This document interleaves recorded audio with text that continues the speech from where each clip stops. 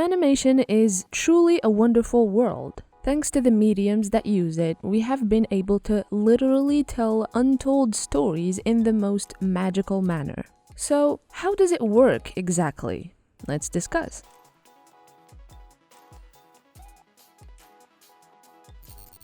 Simply put, it's a series of images, otherwise known as frames, that are played in rapid succession, showing different phases of an action from start to finish, usually projecting 24 frames every second. Now that's easy to wrap your head around, right? Until you consider that a feature-length 90-minute 2D animation contains about 12,000 and 9,600 individual drawings. That is indeed a lot. However, it's not all simple drawing, because in order to convey appealing and realistic movements, after many proven trials, the animators over at Big Father Disney itself have given us 12 principles that are key in order to understand how animation as a whole works. Not just 2D animation, but also all of its sisters. So for real now, how does animation actually work? Let's go over the 12 principles of animation. This is number 1 for a reason, as it's considered the pillar, and most of the other principles are directly involved with this one. This technique is all about, well, squashing and stretching objects in between frames to give the illusion of gravity, weight, mass, and flexibility, much like real physics. When a force is applied to an object, it tends to warp its form, and this principle is all about capturing and exaggerating that idea. This next one is all about making movement feel all that more believable by taking a frame or two to set up an action. Much like in real life, when you prepare to go on a speedy sprint or toss that water bottle to your roommate, you know, stuff like that. You need that split second of wind up to pull back your arm or bend your knees in preparation to pounce. In animation, ignoring this rule can lead to the scene looking lifeless, unrealistic, or straight up boring. Speaking of boring, you for sure don't want your scene to be of a guy standing up in the middle of the screen not doing anything other than be there, awkwardly moving their lips. This is exactly why in our other videos about animation, we have talked rather religiously about the importance of storyboards and keyframe art. It's very important to send the intended message and give the scene an emotional impact, and hit exactly the beat that is intended for. For that, we have to guide the viewer within the scene, focus on and exaggerate the important aspects while keeping distractions to a minimum. Next up we have straight ahead action and pose to pose. This one is a real mouthful. It's also sort of a 2-in-1 deal. These are technically 2 different techniques, but they're also 2 great tastes that taste great together, as they are often used in tandem or combined.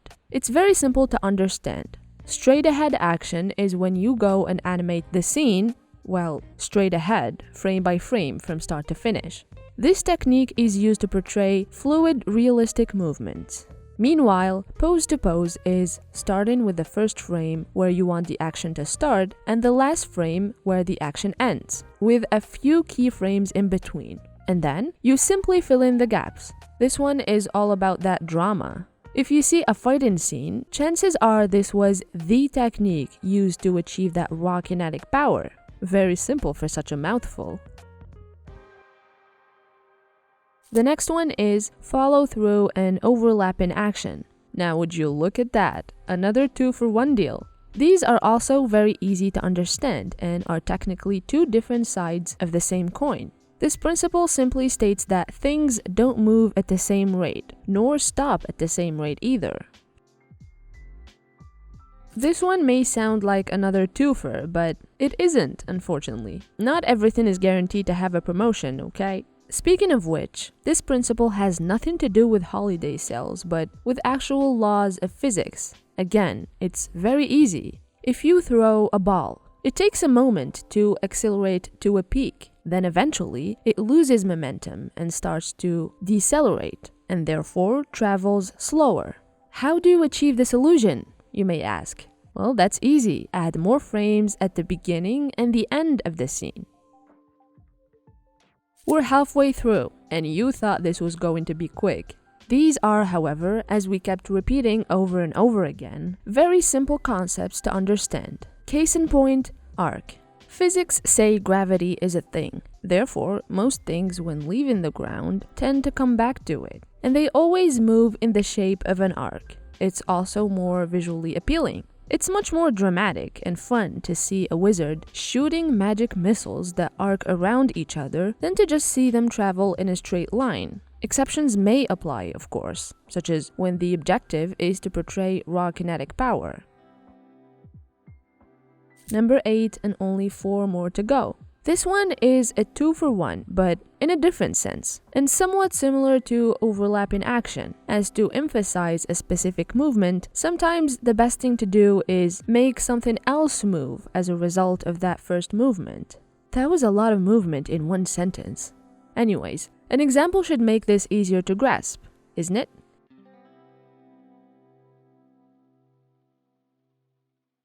Oh boy, it's physics again, coming back to say hi. This principle says that, for the animations to look believable, they should move at a cadence and timing similar to the real world. For instance, a man cannot run faster than a car, unless you're animating a man that can run faster than a car, like Flash or something.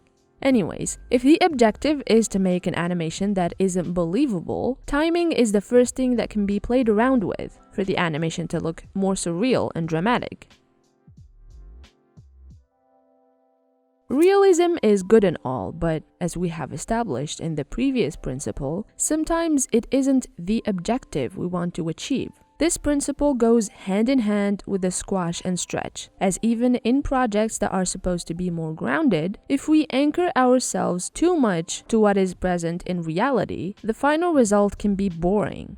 A technique used to exaggerate scenes is referred to as smear frames, images that completely warp the animated object, sometimes to a point of no recognition, which would allow a smoother flow of the action and a more appealing result. And appeal, as you will see, is among the most important principles. Just saying. But before we get to that, we need to talk about the most basic skill that is pre-required of a 2D animator, and that is, drumroll please, the ability to draw. Duh. I mean, as we have established, 12,000 frames are indeed a lot of drawing, and the ideal is for all of these individual illustrations to look like they have been drawn by the same person. So there we go, very self-explanatory. The medium that is about drawing a lot obviously requires you to be good at drawing. Truly a marvelous revelation, I know. Anyways, sarcasm aside, we have reached our final point. Last but not least, lucky number 12. I guess the most appealing part of it is that there is no unlucky 13, both puns intended. This principle says that the characters, scenes, world building, and backgrounds need to be, well, appealing and unique enough to stand out among the oversaturated sea of current-day entertainment. And this, my friends, concludes our video for today. We hope we have given you a better idea as to how the illusion of movement in 2D animation is created. As you may have noticed, a lot of the principles uncovered are really a physics lesson in disguise. It, however, doesn't involve as much math as real physics does. Or does it? I guess it's a story for another video. Thank you for sticking around this long.